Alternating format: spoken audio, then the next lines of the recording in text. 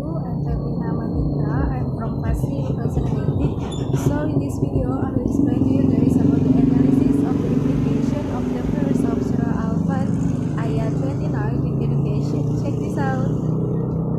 Okay, so the translate of Surah Al-Fath ayat 29 is Muhammad is the messenger of Allah, and those who are with him are cold or attitude toward the disbelievers, but the love of the fellow man you see them bowing down, prostration, seeking the grace of Allah and His good pleasures.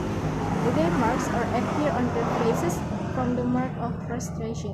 Such are the characteristic mentioned in the Torah and the characteristic mentioned in the Bible, namely like a plant that sprouts out its shoots, so it strengthened the plant, then it grows then it grows weak, so it stands on its stem, made the planter heart happy, that he might make irritate unbelievers to them. Allah has promised those who believe and do good deeds among them with a great reward. So that's all the translate of Quran Surah Al-Fath ayat 29. So let's go into the tafsir. So the interpretation is, first, Muhammadur Rasulullah is in fact Muhammad Sallallahu Alaihi Wasallam is Allah apostle without a doubt and without a doubt, even though people who deny and are denied by stubborn people. Second is Walladhi nama ahu ashidda'u alayya al-kufari ruhama'u bainahum. In fact, his friends who were with him were harsh toward the disbelievers, but soft in heart they were toward each other and humbled themselves to each other. They put on a grave face to the disbelievers and make radiant faces to those who believe. And the third is Tarahum Rukka'an Sujadan Yabtahuna Fadlan Minallahi wa Ridwana.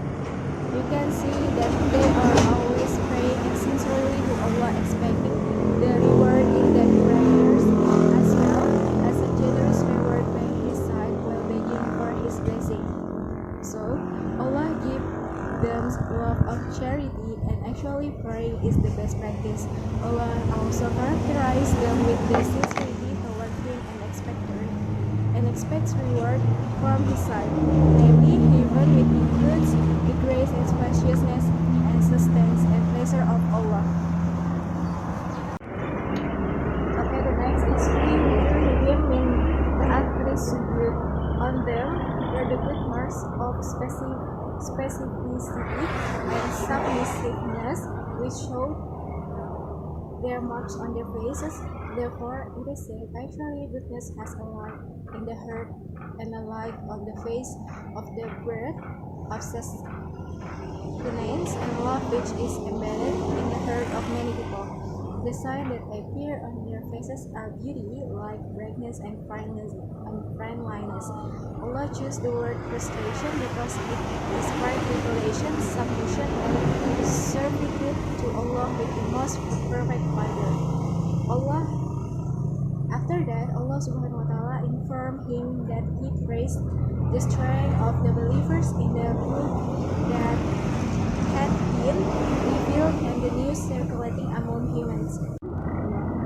So let's go into the analysis of the implication of Quran Surah Al-Fath ayat 29 in education. So, first of all, education in the view of Islam is a conscious, structured, and effort systematic to success in the mission of creating humans as servants and at the same time as the Caliph of Allah on earth.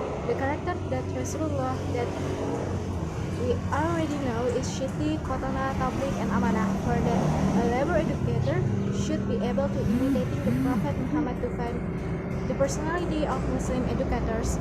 And educators must have the nature of affection in the learning process given to the student, so the student can properly accept the lesson we have given.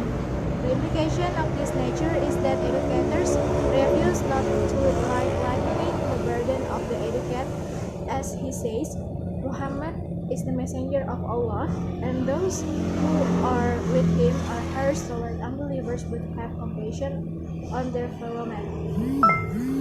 And in addition, conclusion, and educators must also have a ikhlas. Allah also characterized them with their sincerity towards Him and hopes for reward on His side, namely heaven with clouds. It includes the gift and space of sustenance and pleasure of Allah Subhanahu wa Taala. So the conclusion of this video is Surah Al-Fath has the meaning of victory. The chapter consists of 29 ayat, and in Al-Fath 29 is explained one of the goals of education, namely the qualities that must be possessed by believers, especially those of educators, namely the characteristic of the Prophet, namely Shidik, Amanah, Fatanah, and Tabligh. And in addition of this characteristic, an educator is also thirsty to help censor nature when teaching so that his student can catch the lesson well. So that's all my presentation in this video. So I'm sorry if I have many mistakes here, and thank you for watching. Wassalamualaikum warahmatullahi wabarakatuh. Bye.